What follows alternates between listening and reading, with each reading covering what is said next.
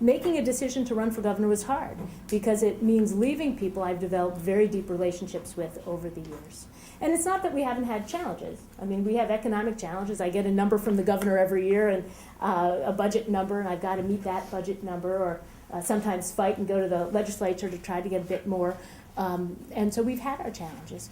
But I would say the lessons that I've learned and the lessons that I'm going to take to the governor's office is that the success of the mission of government and the mission of our democracy, which is to have self-governance, where we take care of each other, we provide services that, that communities need, that individuals need, that can only be done with a workforce of public servants.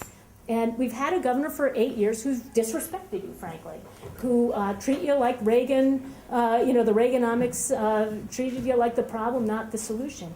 And I really know otherwise. I know otherwise philosophically, but I also know otherwise from 12 years of experience. Much like our governor now, put out this message that government's the problem, not part of the solution.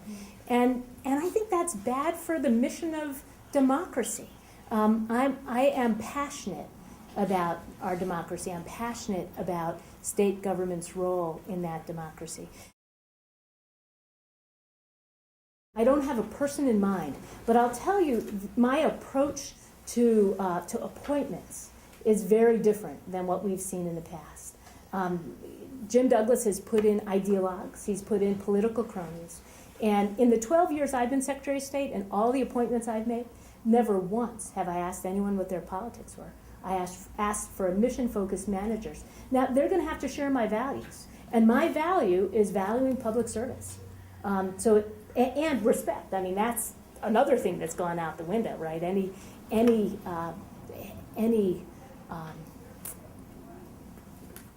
common courtesy has really been gone.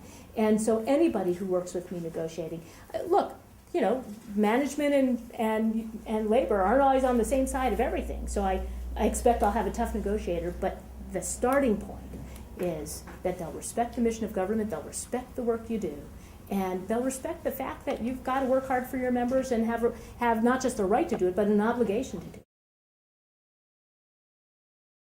My first priority is going to be to jumpstart the economy and help grow jobs. Because once people are paying taxes, then there's a revenue enhancement and we can afford more things. And so that's really the first step.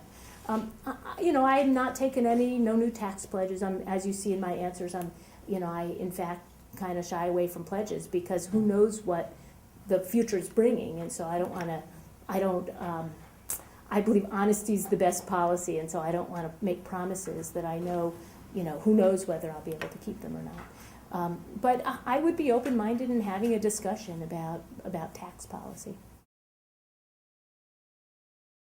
That's how I've run my agency. We've got a few contract employees. None of those contract employees have replaced state workers.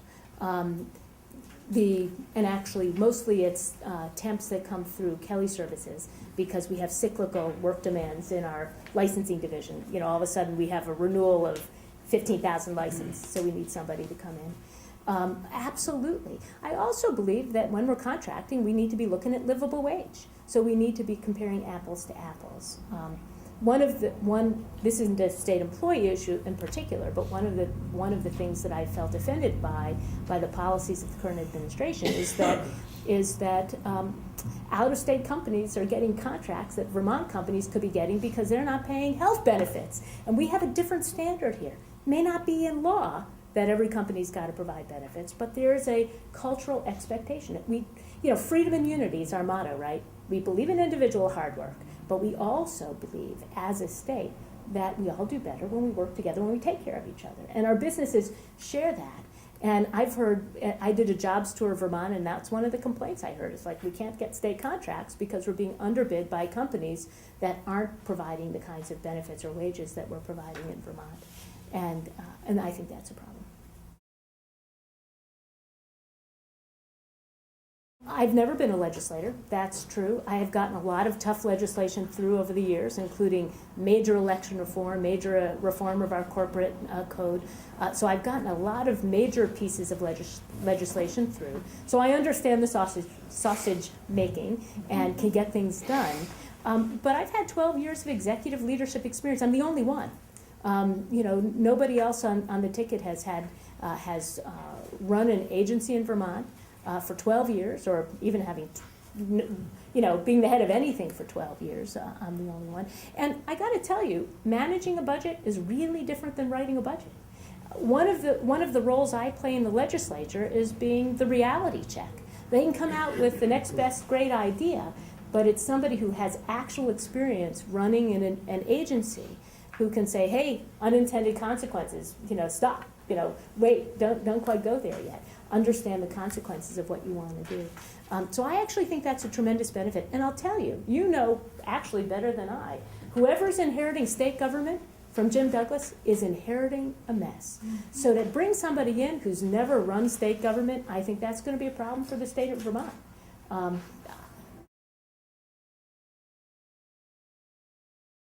This is the way I look at the tax structure. And it reminds me of one of those houses in Vermont. You all know these houses where it's a house and then they build a shed and the addition, and pretty soon the house is attached to the barn. And you never would have built the house like that in the first place. And at the end, you have something that you're not even sure how you got there. And that's really our tax code right now. It's very complicated. We're not sure what kinds of incentives we're creating, where there's room for more revenue, where we should be doing things differently. And there's a tax commission that's studying it, and they're coming out with proposals next fall. I'm going to look at that with great interest because I think we could be doing better. I believe two things when it comes to taxes. One is I believe that we should tax fairly, so that there should be progressivity in the tax system. I also recognize that a challenge for the state is that we're supporting the infrastructure of a state with a population of a small city, not even a medium-sized city, a small city. And so that we've got to also find ways to spread revenue out of the state if we can. And that's one of the reasons why I think the gas tax changes that we made, not this year but the year before, made sense, because it gets the users of our road, the visitors, as well as the folks who live here. Now, I wouldn't go too far with that because it has a disproportionate impact on low-income people, but those kinds of taxes sometimes make sense as well. This is a really important race for governor. We are going to have a new governor, and the question is it going to be a Democrat, or is it going to be more of the same, Brian Doobie? And the polls so far have shown that of all the Democrats in the race, I'm the only one in a real position to beat Brian Doobie. We actually have an internal polling that shows that I've broken away from the pack in the primary. I'm going to win this race, and I would like you to be there with me. We can do this together. We can transform the relationship between the administration and the State Employees Union together. We can move Vermont forward. These are tough times, and I really believe we're only going to move forward as a state if we bring everyone to the table.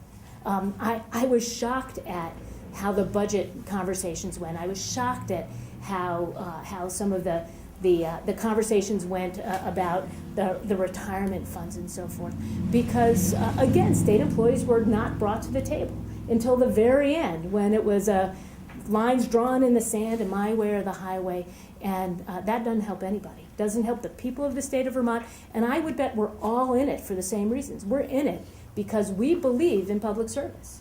We're in it for helping the people of the state of Vermont. It's a high calling. And I think it's been degraded these past years. And that's your governor. My first word is respect, mutual respect, I hope. And that I'll bargain in good faith. My door will be open. And that most of all, I really recognize you're part of this bigger mission.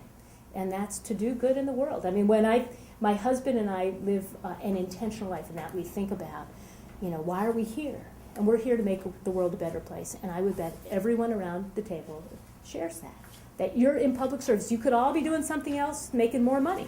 I know that. But you chose to be public servants because you believe in that mission as well. And I applaud you for that. And as governor, I'll respect that as well.